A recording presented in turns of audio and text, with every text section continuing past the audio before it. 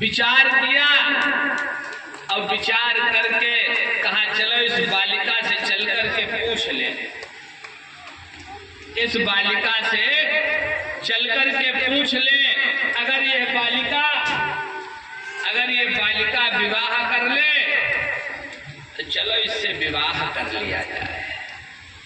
ये सब विचार करते करते मित्रों समय हो गया 12 लगभग बज गया। जाकर के कुंडी खटकाई, बेटी दरवाजा खोलो, बेटी दरवाजा खोलो। 2-3 बार में तो वो बेटी बोली नहीं। क्यों? अगर बोल देती तो हो सकता जैमिनी ऋषि समझ लेते, हमें लगता है इस बिटिया को नींद नहीं आई।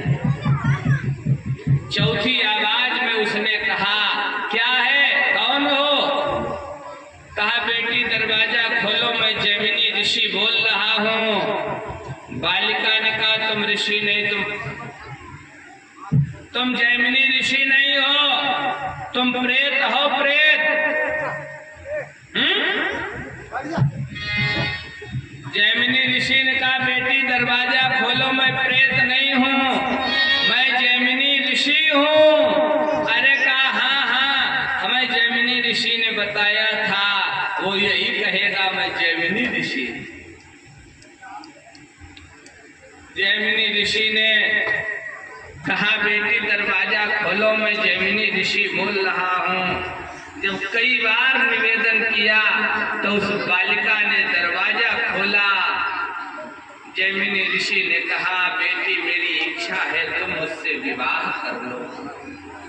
क्या मेरे प्रार्थना पत्र को स्वीकार करोगी? क्या मुझसे विवाह करने के प्रस्ताव को स्वीकार करोगी? बालिका कहने लगी ऐसी कौन अभागिनी होगी जो आप जैसे पुण्यात्मा का सानिध्य प्राप्त न करे। मैं तुमसे विवाह जरूर करूंगी, लेकिन हमारे यहाँ की संस्कृति है जब तक कोई बालिका ग्रंथि बंधन करके किसी के साथ 7 भावरें नहीं डाल लेती है तब तक वो किसी की पत्नी नहीं बन सकती।